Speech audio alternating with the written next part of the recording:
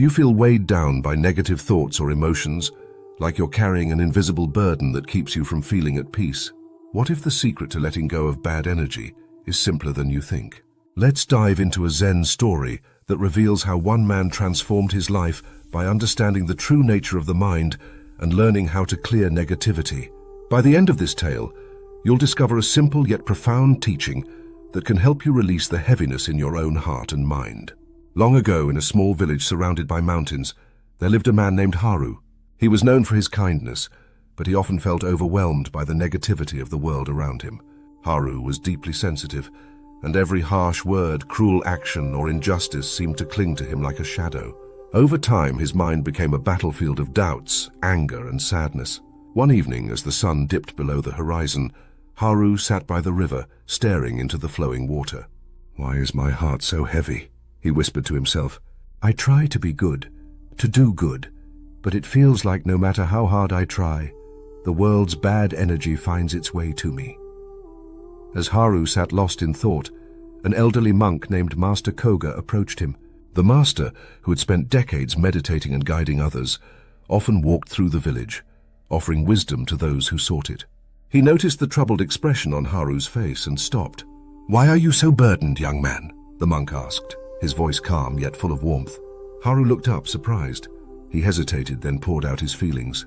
"Master, no matter what I do, I can't escape the negativity around me. People's anger, cruelty, and selfishness, sometimes it feels like their bad energy infects me. How do I remove this from my mind?" Master Koga listened patiently, then nodded. "Come to the monastery tomorrow morning," he said. "I will show you the way to free yourself from this burden." The next day, Haru arrived at the monastery, a peaceful place surrounded by lush trees and singing birds. Master Koga greeted him with a small smile and handed him a cup of water. "Carry this cup carefully," he instructed. "Walk with me around the monastery grounds." Haru followed the master as they walked in silence. The path wound through a beautiful garden, past blooming flowers and bubbling fountains. But despite the serene surroundings, Haru noticed something strange. The cup in his hand felt heavier and heavier with each step. His arm began to ache, and his fingers trembled from the effort of holding it steady. Finally, he stopped, unable to bear it any longer. "Master, this cup feels like it's getting heavier. I can't carry it anymore." Master Koga smiled knowingly. "Set it down," he said. Haru placed the cup on a nearby rock, feeling immediate relief. The monk continued, "Do you see how the longer you held the cup, the heavier it felt? It's the same with your negative thoughts and emotions. The more you hold on to them, the heavier they become." Haru frowned, trying to understand. "But Master, how can I just set down bad energy? It's not like this cup. It feels like it's inside me, stuck." Master Koga gestured for Haru to sit on a stone bench under a cherry blossom tree. "Let me tell you a story," he said. "Many years ago, there was a young monk who came to me much like you, feeling burdened by negative thoughts. He said, 'Master, my mind is like a storm. How can I stop the winds of anger, the rain of sadness, and the thunder of fear?' I led him to a nearby pond and handed him a stick. 'Stir the water,' I told him. The young monk did as I asked, swirling the stick through the pond until the water became murky and chaotic. 'Now stop,' I said. The monk removed the stick, but the water remained cloudy. 'What do I do now?' he asked. I told him, 'Do nothing, just wait.' Haru leaned forward, listening intently. Master Koga continued, 'As the young monk watched, the water began to settle. Slowly the mud sank to the bottom, and the surface became clear again. I turned to him and said, 'Your mind is like this pond. When you stir it with anger, fear, or worry, it becomes cloudy. But if you stop feeding the chaos and simply let it be, the mud will settle, and your mind will become clear.' Haru felt a flicker of understanding. 'So you're saying I need to stop reacting to negative energy?' 'Yes,' the master replied. 'Negative energy thrives on reaction. When someone is angry with you and you respond with anger, you're adding fuel to the fire. But if you remain calm, like the pond, their anger has nowhere to go. It loses its power.' Haru was quiet for a moment, then asked, 'But what about the negative energy already inside me? How do I let that go?' Master Koga stood and motioned for Haru to follow. They walked to the edge of the garden, where a small stone basin sat filled with clear water. "Imagine this water represents your mind," the monk said.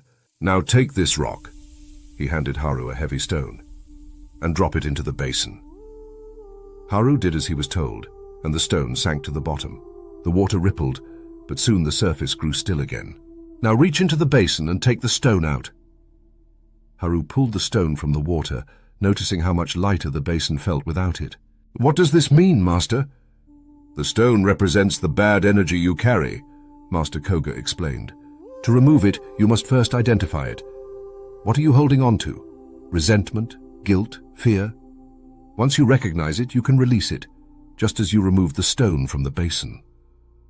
"But how do I release it?" Haru asked, his voice tinged with desperation. The monk placed a reassuring hand on Haru's shoulder. "Through mindfulness and forgiveness. When you become mindful of your thoughts, you can see them clearly, without judgment.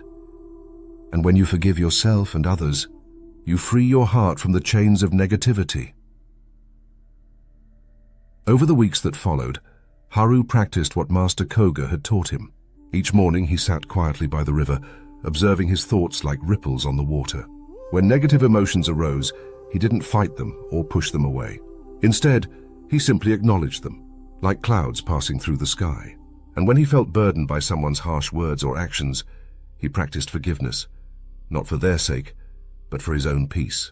Gradually, Haru felt a lightness he hadn't known in years. The weight of bad energy no longer clung to him. He learned that true freedom wasn't about controlling the world around him, but about mastering his own mind. One day, as Haru walked through the village, a neighbor approached him, complaining about a recent misfortune. But instead of absorbing the negativity, Haru listened calmly, offering words of kindness without taking on the burden. For the first time, he felt truly free. And so the lesson for us all is clear. To remove bad energy from your mind, stop stirring the waters of your thoughts. Practice mindfulness, forgive yourself and others, and let the negativity settle. When you release the heavy stones you carry, you'll find that peace and clarity naturally rise to the surface. The journey to inner peace begins not with changing the world, but with changing how you hold the world in your heart. Thank you for taking the time to delve into this tale. If it resonated with you, consider subscribing to our channel for more inspiring and insightful content. May the silent wisdom find its place in your own journey.